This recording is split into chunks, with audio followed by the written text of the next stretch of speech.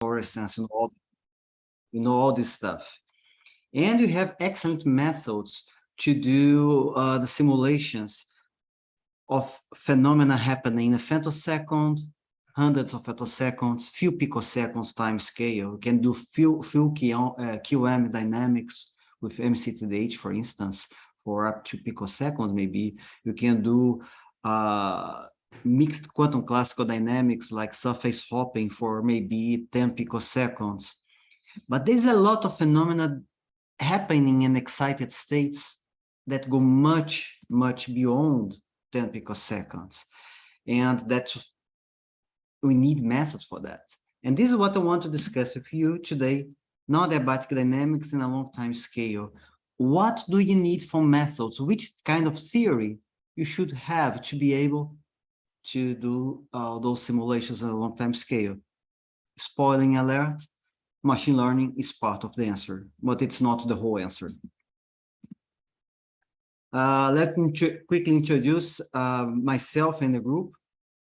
I'm a professor at the Aix-Marseille University in Marseille. That's really South France, for who doesn't know. And it's a vibrant city with a lot of diversity, a lot of things happening. It's the second biggest city in France. And the Aix-Marseille University is the biggest French-speaking university in the world. I would say that probably the biggest one in the universe.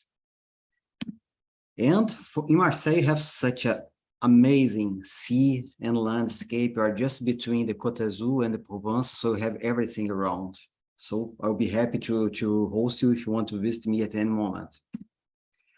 In Marseille, you have a group for theoretical chemistry. It's called Light and Molecules Group. And this group is dedicated, first of all, to development of methods. You develop methods for mixed quantum classical dynamics. And just in the last years, for instance, I can tell you, you created methods to simulate open quantum systems, methods to simulate molecules excited by incoherent light, methods for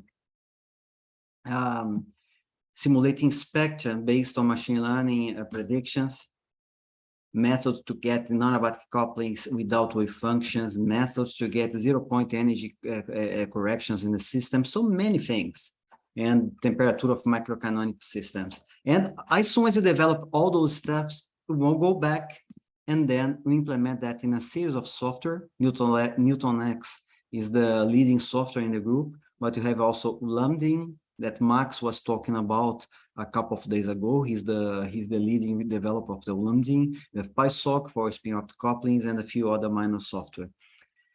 And having the methods and the software, you use that for applications in all fields you can imagine, as long as it is concerning excited states. You do photoprocesses in fundamental physical chemistry, molecular biology, organic devices, environment, and everything.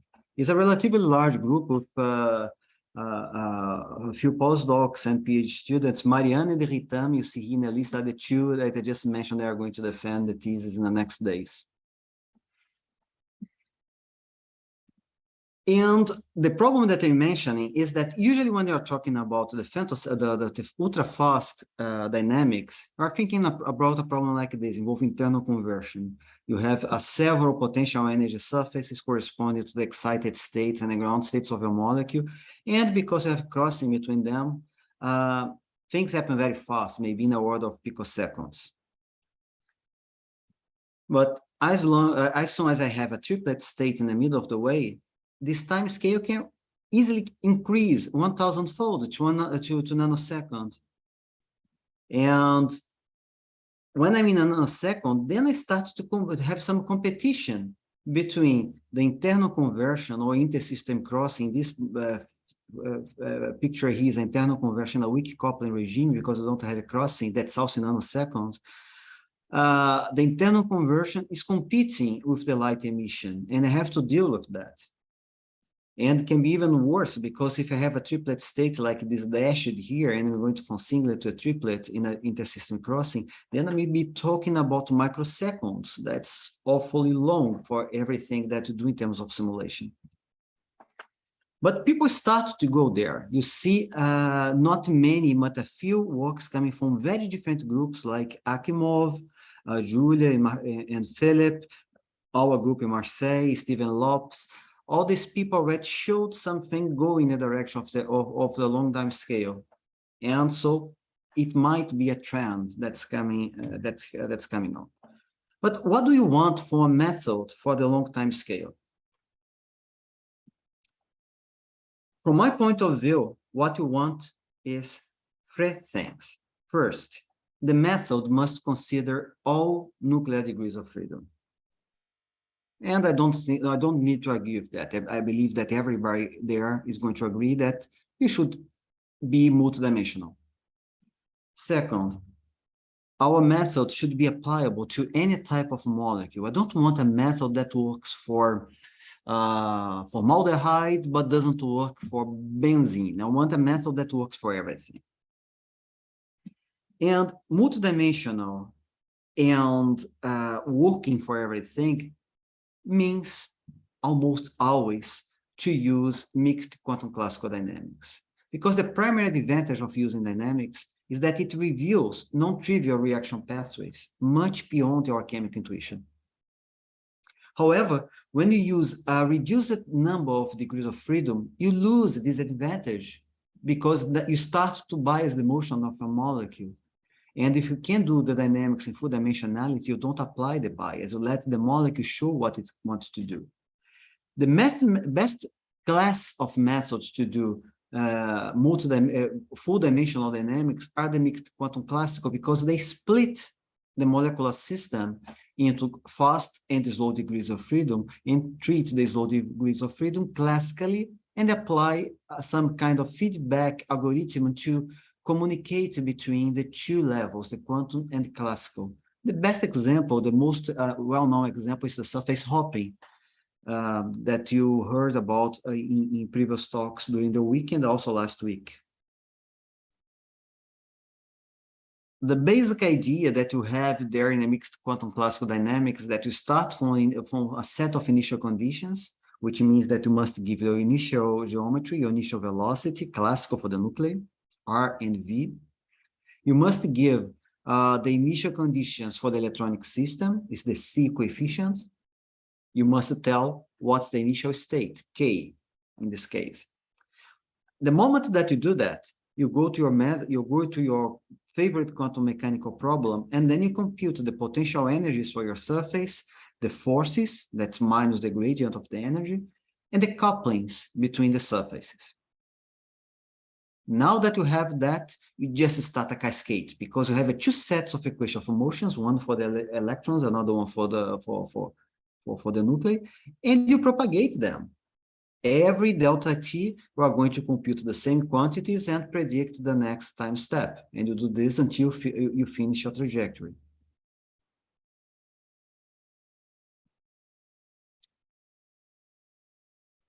The third thing I want from my long time scale method is that it should not require much more computational resources than you use today. And that's critical. The reason for that is just not because I'm kind of lazy, but because of the cost involved in these calculations.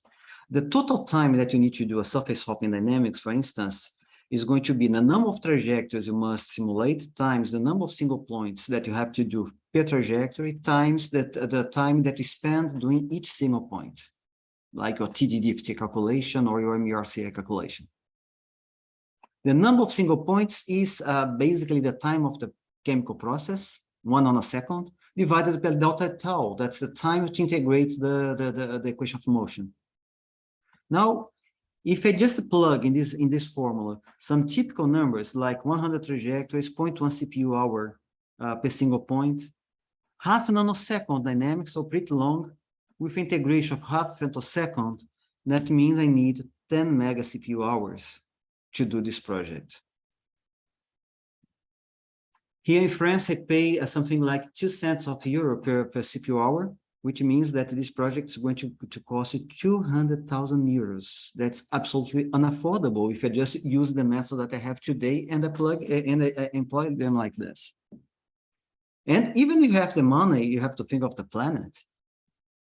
One CPU hour with 32 gigabytes of memory is going to release 1.3 grams of equivalent CO2 in France. Might not seem much, but if you do 10 mega CPU, that's 13 tons of equivalent CO2. Just for comparison, one French person emits 11.5, the same amount per year. And that's, I'm talking about France. If you go to other countries, to the US, for instance, you multiply this number 12, China, 14. So it's a crazy amount of CO2 that you're releasing every time you do simulations. And we're not even talking about the things that you are doing wrong in your programming, because you know, most of us are not really very professional with computer science, not doing the things in the best way, and that has an impact. So these are the three things I want. But what I didn't say was, what is a long time scale? So let's define the long time scale before continuing. I told you that we have methods up to 10 picoseconds. So that's fine. I'm going to call 10 picoseconds the beginning of my long time scale. If I integrate with 0.1 femtoseconds, that means 100,000 time steps. So long time scale for me is anything that takes longer than 100,000 time steps. And to give an idea of what that represents, take the characteristic time step for integration of classical equation of motions. It's about 1/10 of the minimum of the square root of the delta R, the distance between the particles in your system, the minimal distance between the particles in your system, divided by delta A, the minimum acceleration there in your system. And this formula here, if you apply it for a harmonic oscillator, it reduces to 1/20 of pi over f. F is the frequency of your harmonic oscillator. If you apply to gravitational motion, classical gravitational motion, it's going to be the minimum of the square root of R3, that's the radius, divided by the gravitational constant, divided by the mass of your light particle, or the reduced mass, depending on the case. Then I apply that. For a molecule, if I take F around 3,000 centimeters minus 1, my delta T is 0.1 femtoseconds, and my long time scale starts at 10 picoseconds, as I said before. If I take a regular size object, like a pendulus, I'm talking about a motion of 1 hertz. 1 hertz, I must integrate with 0.01 seconds, and that means that the long time scale is anything longer than 16 minutes. If you talk about gravitational orbital motion, the Earth orbital motion, for instance, then my time step is for integration is 100 hours, and I must be able to integrate over 1,100 years if I want to talk about long time scale. So long time scale means different things for different fields. For us, is more than 10 picoseconds. So how do you get there? You have many challenges to face. The first one is the extreme cost reduction. Then you have to worry about the stability of the integration. Then you have to worry about the accuracy of the method. And then you have to worry about the software optimization. Let me talk a little bit about each one of those. Let's start with the cost reduction. To reduce costs, there are different strategies. I just outlined here 3 of them. One is to use parameterized quantum chemistry. Parameterized quantum chemistry can be some semi-empirical method like FOMO-CI coming from Persko and Granucci, or OM2CI from Walter Thiel. Or it can be a parameterized method that's not semi-empirical, like TDD-FTB, developed by Newhouse, also by Mitrich independently, or the time-dependent constant from Akimov and Presdo, the TDSCF, that's also semi-empirical, by the way, from Tetriak's group. All those are extremely fast. Machine learning plays a role there, parameterizing those methods and giving properties. But although they are fast, general, and full dimensional, what's very good about all of them, they have a problem. That's the accuracy is relatively low, and the parameterization is always an issue, especially if we're talking about transferability. The second strategy to reduce cost is to use the model Hamiltonians. Like, for instance, I can take just an example of a very simple model Hamiltonian. That's the spin boson Hamiltonian. It's multidimensional, so in principle, I can do any number of dimensions. And it's given by a set of formulas like this. And you see that I need parameters like eta, mu0, omega. So I need to give the parameters. But as soon as I give parameters, I can simulate anything. This is a 1D cut of different SBH models. I can have avoided crossings, I can have sloped intersections, I can have weak couplings, but it's very limited because I have only 2 states and I don't have much flexibility for the topography. So at the end, I have something that goes linear with the number of atoms. The number of parameters is linear with the number of atoms, but I don't have much flexibility. I can maybe move to the LVC, the linear harmonic coupling, then it's still linear in the number of atoms, but depends quadratically on the number of states. But now I can simulate as many states as I want, but you can guess that's how to get a parameterization. The state of the art of the LVC right now, I guess, is this paper from Santoro's group that appeared 1 year ago, and there's a new one on using this model just in the last issue of Journal of Physical Chemistry A, and they took the LVC and fitted that for pyrene. Pyrene has 72 degrees of freedom, and they have been able to fit 45 out of the 72. So it's not full dimensional, but they have a 45 dimensional model for pyrene, including 7 excited states. That's pretty amazing. The last way here in my outline of reducing costs is using directly machine learning as a surrogate for solving the Schrödinger equation. And in the ground state, as you have been seeing along the week, things are doing pretty well. This year are some benchmark that Max did in 1 year ago. And he was looking at the MD17 data set, and you see that you can get very low errors in the energy prediction in the ground state. It isn't bad at all. Indeed, you can even do better than that right now. And if you're not happy, you can always increase your training set, and things with most of ML algorithms are going to converge very well to the accuracy that you need. However, you go to the excited states, things are not so easy. The excited states are another level of problem, because the excited states are far away from harmonicity that you see in a ground state. They are very anharmonic. If I'm talking about adiabatic states, you have low barriers, you have coupling between states, you have lots of states nearby, and then it creates such a awful picture that if I had something like an error of 1.5 kcal per mole for all states, each one here, the blue, the red, the green, and the violets are different electronic states, S1, S2, or S0, S1, S2, S3 for the same molecule. If I had the same error, I would be happy, but you see that the error is different for every metal, for every state. And that's hell, because it means that my surface is not balanced.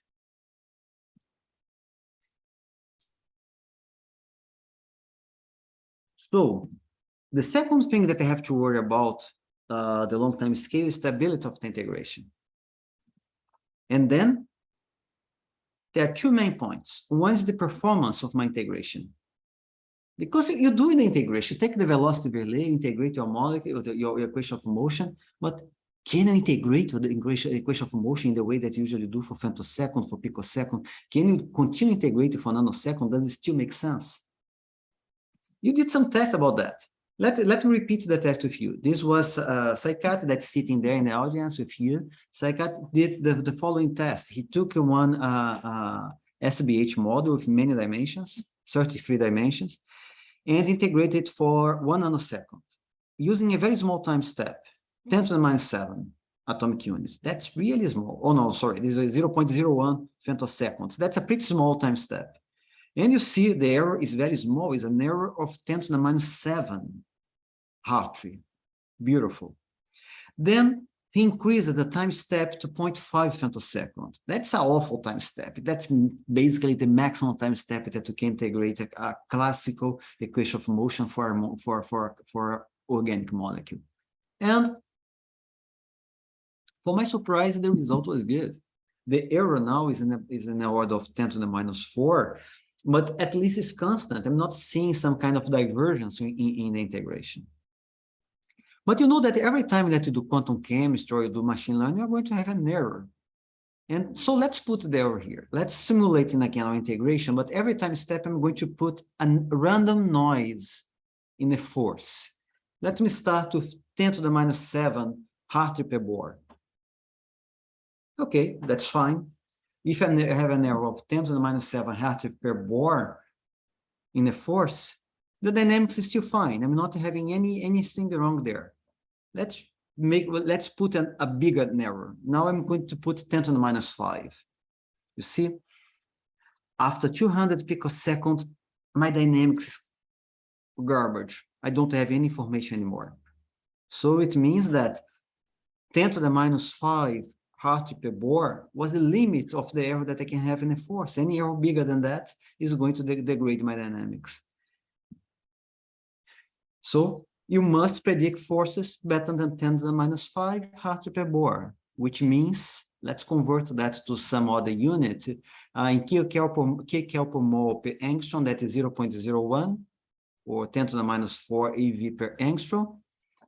And look at this graph that's also from Max benchmark. These are forces, the error in the forces.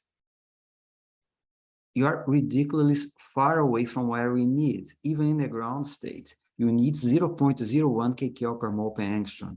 And here this graph is showing the best results at about 0.1 kcal per mole per angstrom. So we still have to improve by a factor 10 the quality of the ML predictions of the forces, if you want to do the long time scale in a proper way.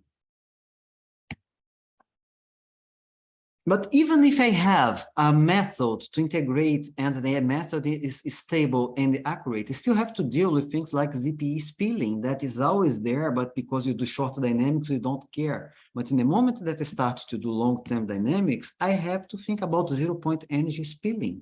I can't postpone anymore. Take, for instance, the water dimer. You know, here the OH, you have a very fast vibration, and this hydrogen bond will be a low vibration. What I have here is a hot system coupled to a cold system. And then I'm going to have energy transfer between the two. But this energy transfer is fake because the quantum system can't transfer zero-point energy. The zero-point energy is constrained by the quantum equations. But because I'm solving this classically, I have this fake transfer. This is a problem that has been around for decades. People know this very well. And this work by Bowman, they show that the water dime is going to split quickly, is the red curve, instead of being bound, that's the black. The quantum result, the right result is the black one. And if you don't correct for zero-point energy, you just get the red, the dissociation. There are many ZPE corrections around, from Miller's, Bowman, Varandas, basically every people working on semi-classical and classical dynamics propose a different method, but almost all of them have something in common. They require the Hessian, the second derivative of the energy on a nuclear position. And it's absolutely hell to track the Hessian if you are doing on-the-fly dynamics. If you have a pre-computed surface, it's fine. But for on the fly, it's something that is not unaffordable.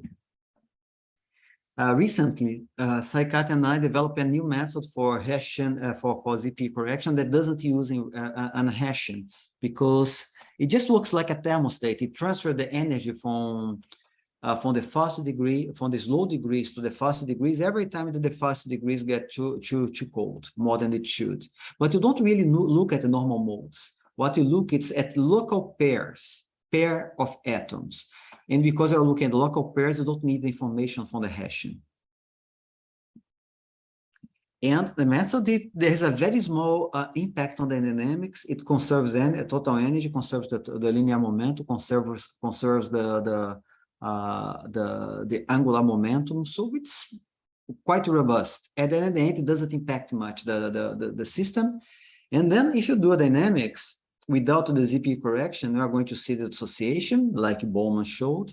But as soon as you use our LP ZPE, the dissociation is over, as it should be.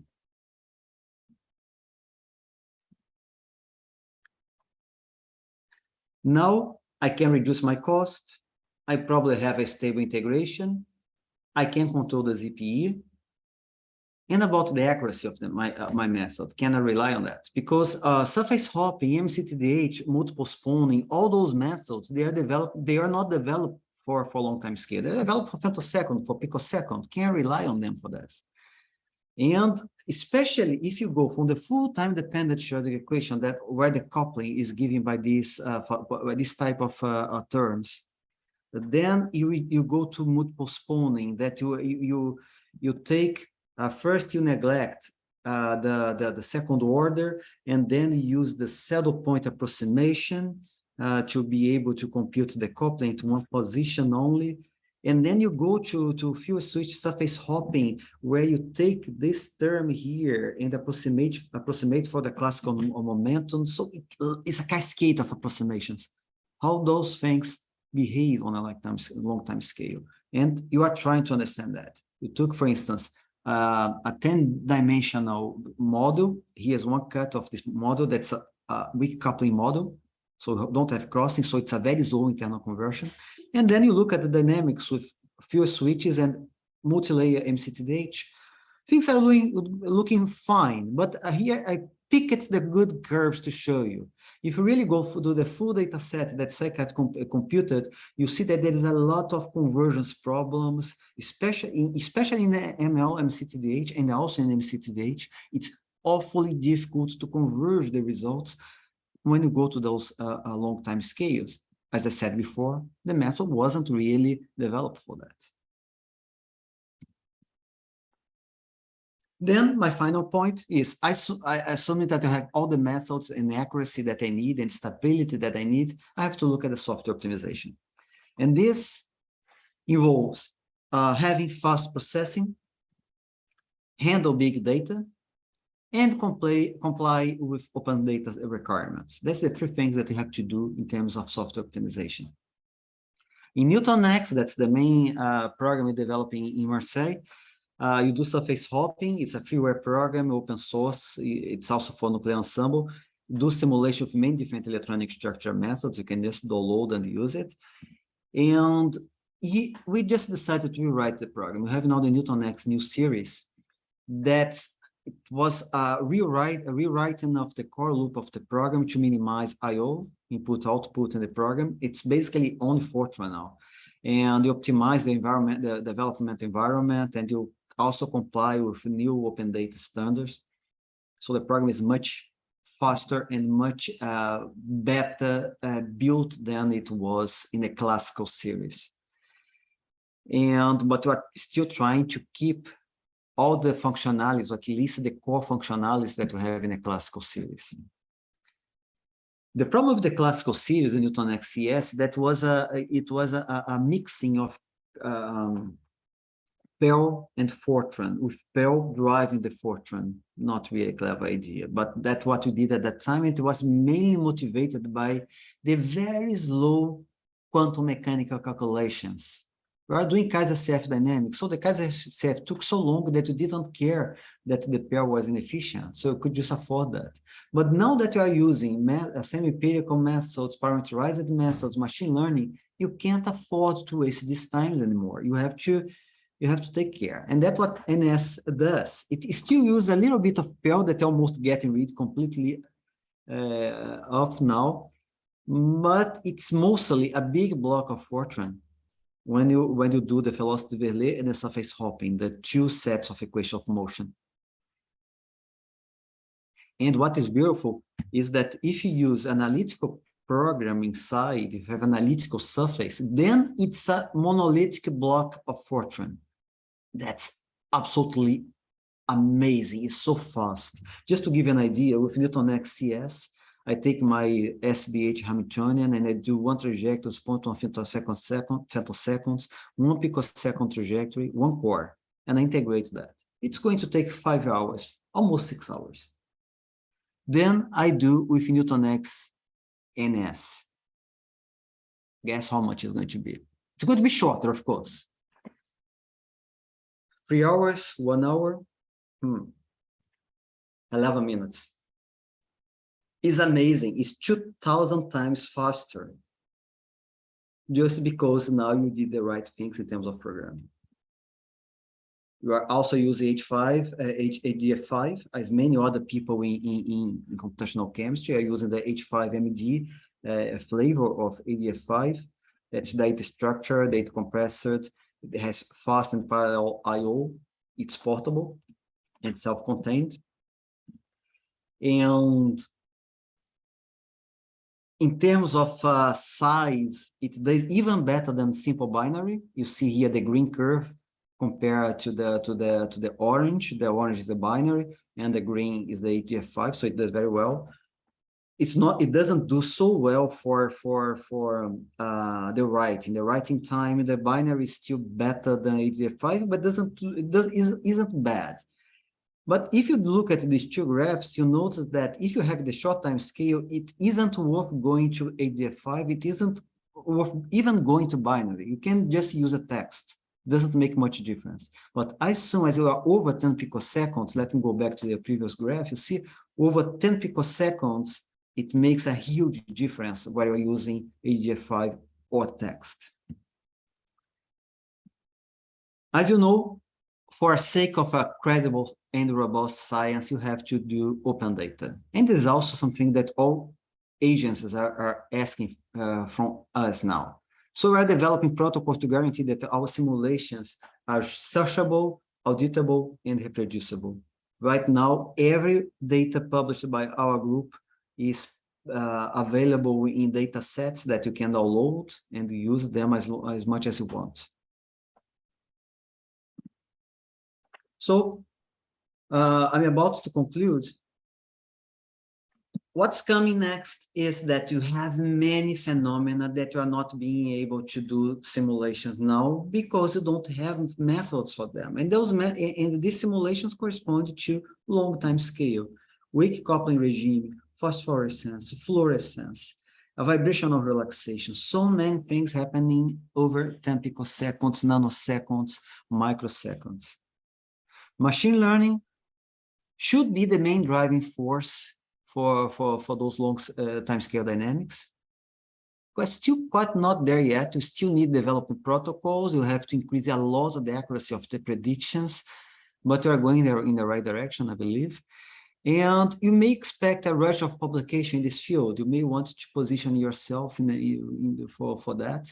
And you are trying to do this in Marseille by redesign Newton X to be able to do this kind of simulations. If you contact me, you can already start using Newton X NES, but the official release should be by the spring 2023. So maybe in 6 to 8 months, it should be the public version. Although the program is already working now. So if you want to come for a beta test, you can talk to one of us in the group. To finish, I would like to thank very much Max. You know, everybody already met him there in the second last week and his talk this week. Max is the brain behind all the machine learning that's being done in my group. I confess that I don't know much about machine learning. I don't know anything. Anyone there in the audience must know more than I. But Max is doing an incredible job leading all machine learning development, supervised and unsupervised in the group. The zero-point corrections and all these questions are connected to accuracy is in the hands of Saikat Mukherjee, also there with you. Saikat is doing a beautiful job in implementing these things. And the Newton X NES is being redesigned and rewritten by Baptiste Demoulin, also here in Marseille. So I would like to thank the whole group, the also people working on the applications. You see a photo of people there in the last summer in one of the beautiful parks here in Marseille.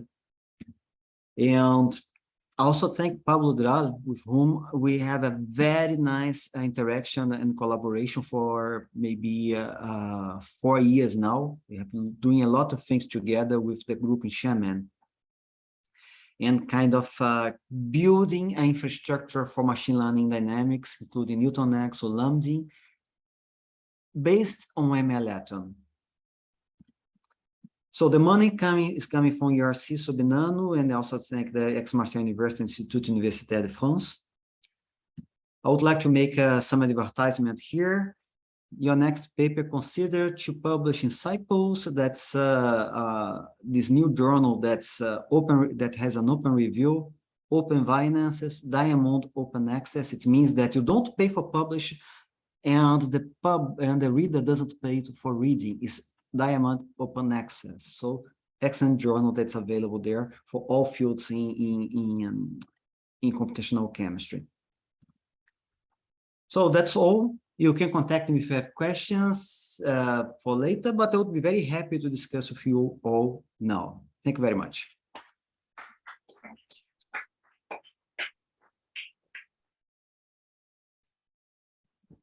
Thank you very much, Mario. Can you hear us? Yes, I do. Perfect. So there any? Yes, Reinhard. Mara has a question. Hello, thanks for the talk.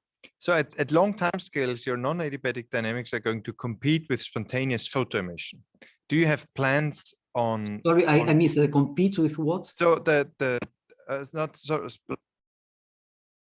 de-excitation, sorry, not photo emission. Or actually, in fact, if your excited state is high enough, you might even see photo emission, to be honest. But I mean, you'll see spontaneous de-excitation. Do you have any plans to incorporate these effects in your long-term dynamics? I confess I'm missing what you mean by the excitation. Well, long-time stable excited state, then at some point it'll couple to the electromagnetic field and it'll de-excite. Via the electromagnetic field. But which electromagnetic field? Because well, the electromagnetic field that's present everywhere around us, right? You always have violations of, because of the quantized nature of light, you always have violations of the conservation rules, which means at long time scales, you'll see just spontaneous de-excitation. Yeah, I think we just have the molecule will emit light. Yeah, I think we just have different names for the same things, most probably, because I think it's what I'm calling the weak coupling regime. Yeah.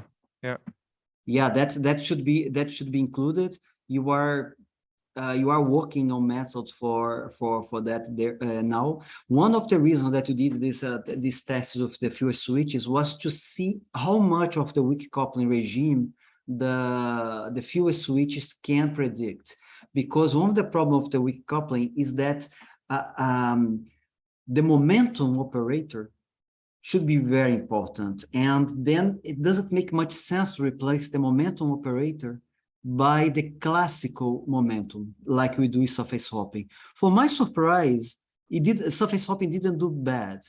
It was more or less okay, but I don't believe that's the final answer. Most probably you need a more precise ways of dealing with this kind of coupling. Sorry, I think I misunderstand this. I mean, I'm not talking about any type of energy relaxation within the molecule. So because the photon that will be emitted doesn't have a momentum, the momentum is conserved anyway. It's about the energy that the molecule releases the energy via light. You are talking about the photo emission? Yeah. Okay. No, so okay, sorry. So it's different from. So I'm talking about spontaneous de-excitation. Yeah, no, you are completely right. Indeed, you even have you want to include that. It's not too obvious what to do. You have a work that's just now in the Chemi archives and the submission to JCP, where you did the names of pyrene, and then you computed the fluorescence spectrum of pyrene with very long dynamics, and applying Fermi-Golden rule to get this. But I don't really think that's the best way, because as you know, the Fermi-Golden rule is something that's a global process. I would like to have some kind of instantaneous emission probability, pretty much like I have in the fuel switches, but instead of being for internal conversion, for light emission. We don't have such a thing. Nature of light. If you implicitly include the vector potential of the light in your dynamics and the quantization of light, otherwise you're not going to get the matrix elements. Most probably, I agree with you. You have to go back to the dashboard and derive the equations again to be able to include them. I confess that now I don't have them. Okay, thanks. Any questions? Yes. It's actually just a comment. I understand I mean, what you call this, the excitation, it's radiative decay, right? And if you work in the dipole approximation, it's just the dipole moment that you have to include. You don't really need to quantize the field. And I guess how would you describe that during the dynamics? So you can do it in surface swapping. If you're in the dipole approximation, your coupling between the states are just this dipole transition moment, and you can compute the probability for hopping from one state to another with respect to this dipole transition moment. But then you have to compute this on the fly with the geometry and so on. So what's the matrix element has to include the fact that you decline. How is that? It's the dipole moment. But you have to work in the dipole approximation, right? Otherwise, you have you have to include the photons wave function and so on, and then you quantize. Right. But if the dipole approximation is valid, it's just a simple so in matrix if element. If you don't have a strong field, it should be valid. What you say? Yeah. Okay. Yeah. Okay, let me just show you something. This was what I was telling about the pyrene, and in this case, we did. I don't know who was the second person speaking. Nicolas Siswa. Okay, hi Nicola. So in this pyrene work you did, like you said, you just use the dipole approximation in a pretty simple way, like taking the Fermi-Golden rule. And you see that our simulation from dynamics, you computed the phosphorescence of pyrene is the black curve. It does pretty well compared to the experiment. The experiment is the red one. And you see that the main peak is the S1 emission. The shoulder is the S2 emission. And you see that the black, the theory gives the S1 and S2 emission. And if you do the excitation on a different condition, you don't have the S2 emission. And as you see in the experiment, red, and again, the theory doesn't have the S2. So even in this simple dipole approximation, we are getting nice results. But I believe that you may need to go deeper if you want to do the competition between the internal conversion, the weak coupling, and the emission that can happen in the same time scale. I think you may have to look at the equations more carefully to be able to do that. Okay, there's another question online.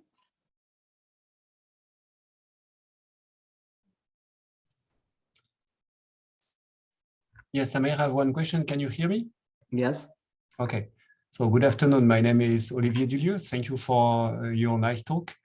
Actually, myself, I'm coming from the world of very small molecules, that is 2 or 3 atoms. So what you are describing is in a way, very far away. But on the other hand, I mean, the fact that you address the question of the dynamics of excited state, it is something that we are very often confronted. For instance, in the field of I'm working in the field of ultra cold molecules, and right now there are many initiatives to go beyond, let's say, atom-atom interaction, but now we have molecule-molecule interactions or atom-molecule interactions. So these are still diatomic molecules. But the point is that, of course, the density of state could be important and so on. And so I was just wondering, as a general statement, which may be a bit naive for myself, which is, the kind of package that you presented, this Newton X, actually, I'm on the web page that you mentioned, just to get it to know. I was wondering, could we consider seriously to use that kind of package for, let's say, such a triatomic system or a four-atomic system once we are in the excited state spectrum with possible conical intersection? I mean, the potential area surface are accessible to be calculated, but they are complicated. So would it be something to consider to use your package for in that kind of situation, or the system would be too small? Or what would be your, I would say, advice in this respect? To be sincere, I wouldn't use, because most probably when we are talking about, if we are talking about a molecule free for atoms, most probably are worried about quantum features like vibrational progressions or quantization of modes. And in the moment that you work with surface hopping, you don't have any of the such this information. This information is lost because you have a classical nuclear motion coupled non-adiabatically to the electronic motion. So we are going to miss most of the important information for you there. So I would still keep doing semi-classical dynamics or even full quantum dimensional dynamics if possible. Yeah. Okay. The full quantum is certainly very limited because again, you would have more, I would say, quite a bit of couple electronic states coupled all together, so that may. But do you have the surfaces or? Yeah, we may have the surface. Yes, in some cases we have some. I mean, it is a triatomic. Let's say triatomic are quite easy to get. Tetraatomic is a bit more complicated to get, but that can be done. And in this context, these are basically heavy atoms. I'm talking about alkali atoms, so they are kind of heavy. They are open shell and so on. So they are all kind of feature which makes the situation, I would say, with their own specificity. Yeah. But yes, so facing that. Yeah. In this case, I would go for a package like Quantix from Graham's Wolf group. That's going to give methods that I think are more tailored for this type of problem. I wouldn't go for surface hopping. I would go for MCTDH or some flavor of quantum dynamics. Okay. Okay. Thank you for this clarification. Thanks. Are there any other questions online or on site? I have two, Mario. Yeah, sure. About the Hessian-free zero-point energy corrections. I was curious, how do you detect the zero-point energy drop? Do you do this during your dynamics? Yes, we do.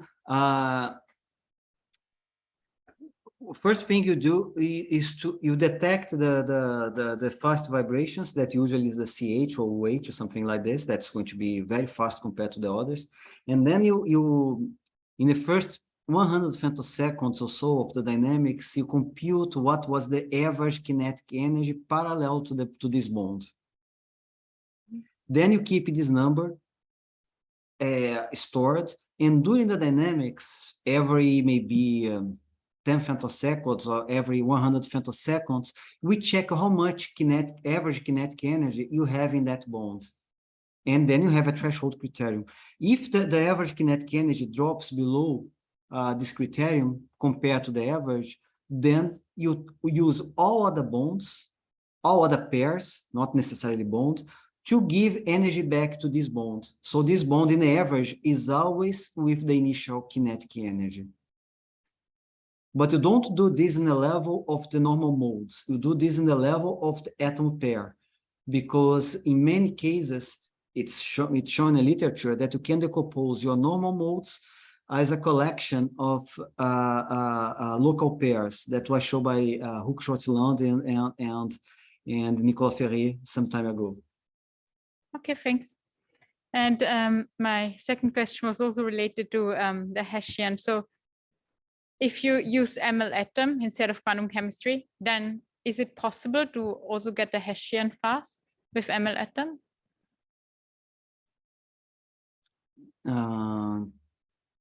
Sorry, to get the Hessian, you mean? Yes, out of the ML-atom code.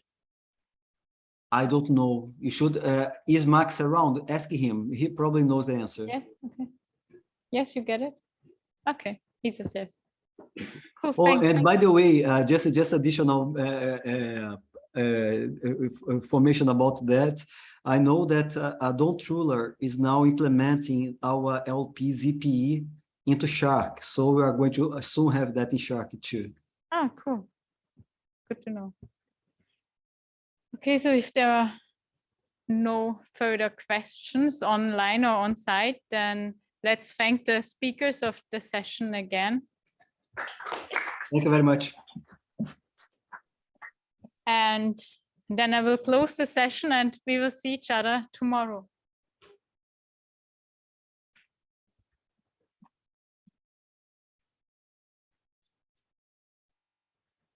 So yeah, this discussion, but we're going up and then we'll see.